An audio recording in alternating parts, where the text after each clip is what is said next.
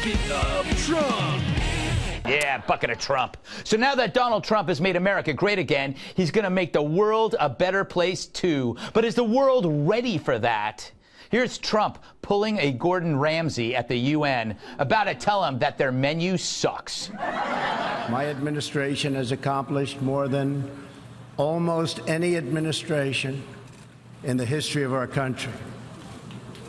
America's so true.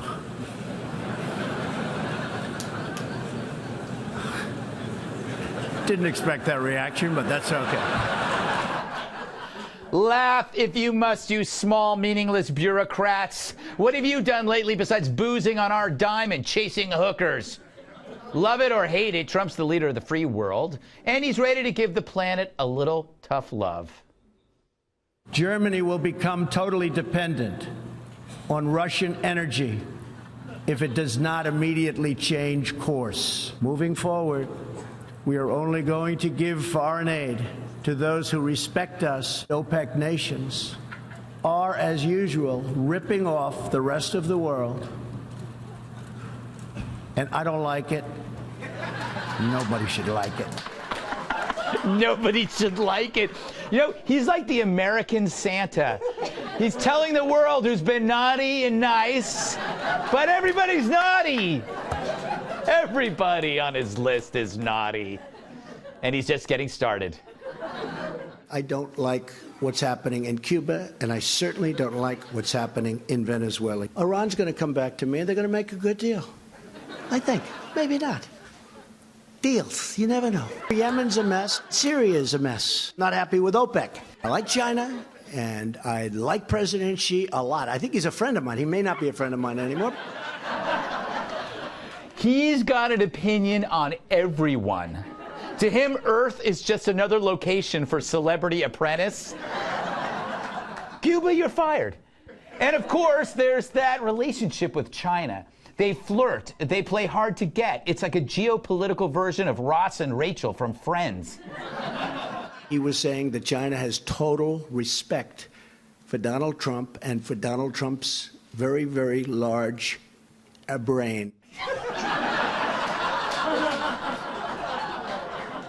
For a minute there, you thought it wasn't going to be brain.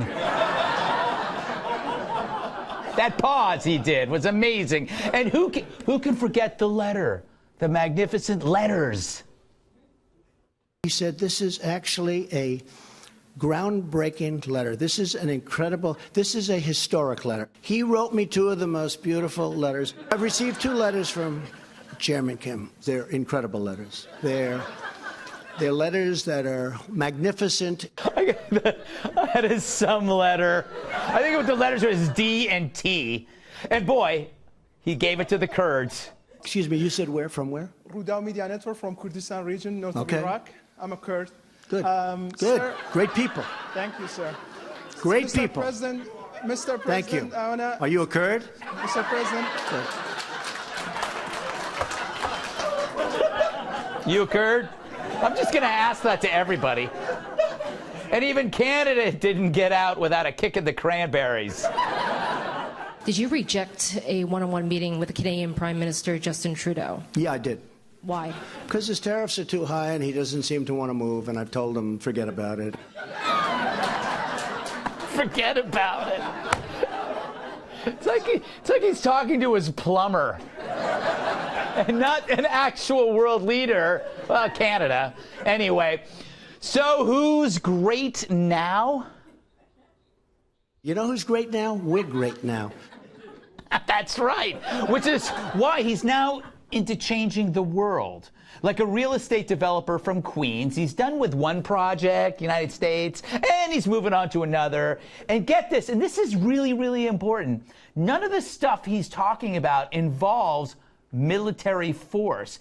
And shouldn't that be something that lefties embrace and love about this guy?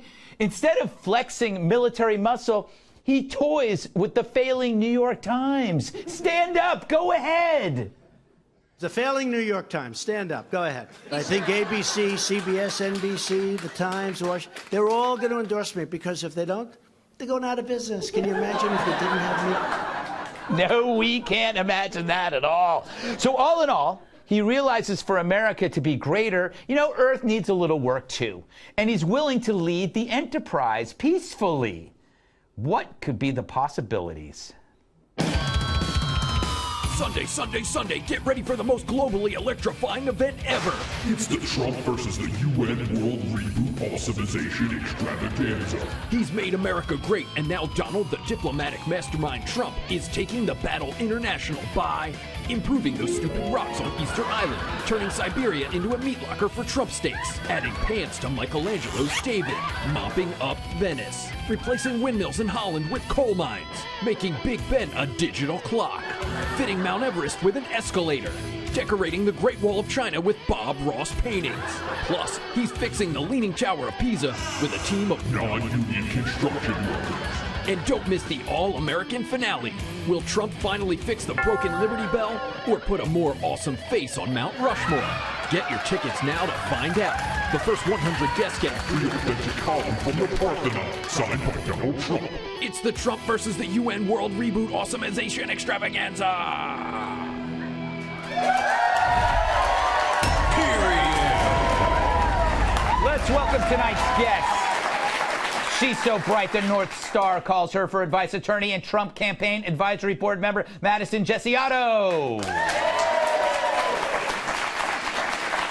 And he's so smart it hurts. Washington Times opinion editor and Fox News contributor, Charlie Hertz. She's so bright, she moonlights as Moonlight, National Review reporter, Kat Timpf.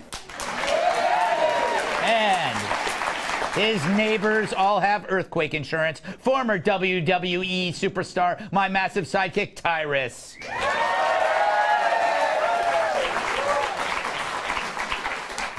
Charles, it's so interesting when there are people talking about that press conference and they act like it's some kind of weird freak show. And I'm looking at it and I'm going, I'm watching a guy with an incredibly nimble mind bounce all over every single issue.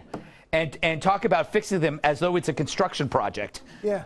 And it's not only that, but also, I mean, the guy's comedic timing is just, it's killer. And when he did the thing about talking about how great the administration is and everybody laughed. Yeah.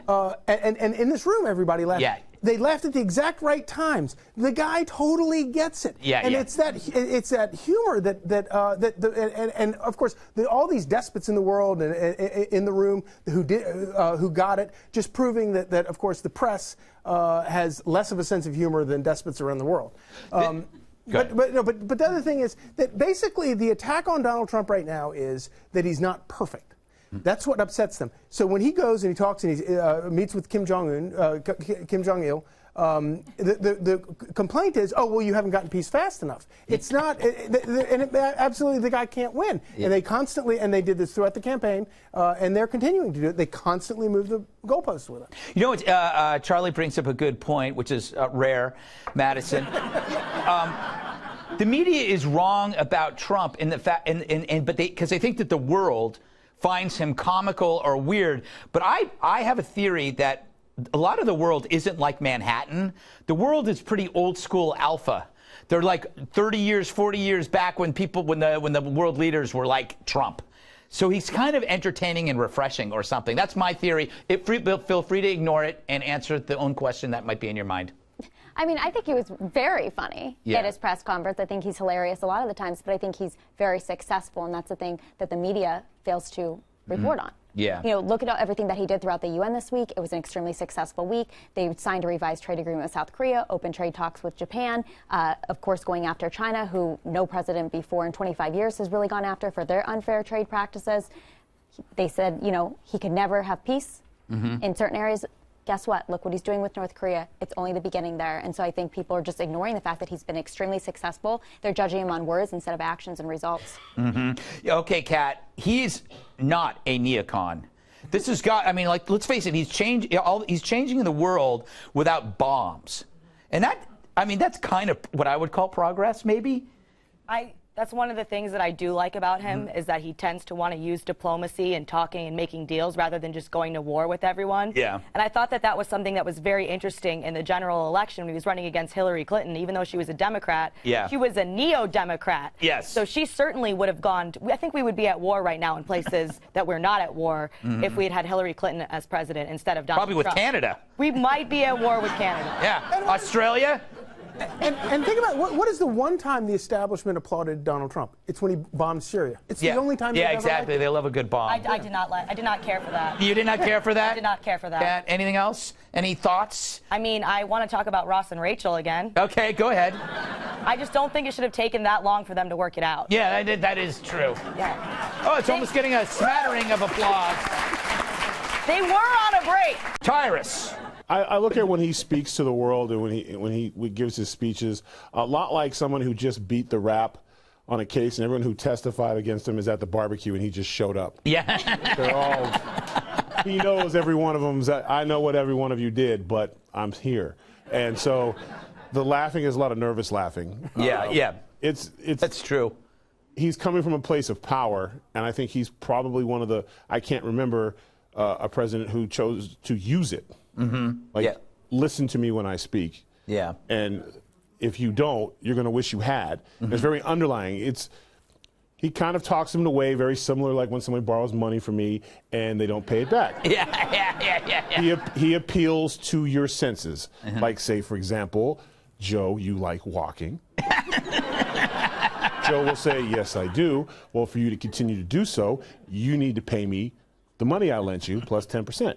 That is how he talks to the world, and I think they get it. Joe got it. Yeah, Joe got it.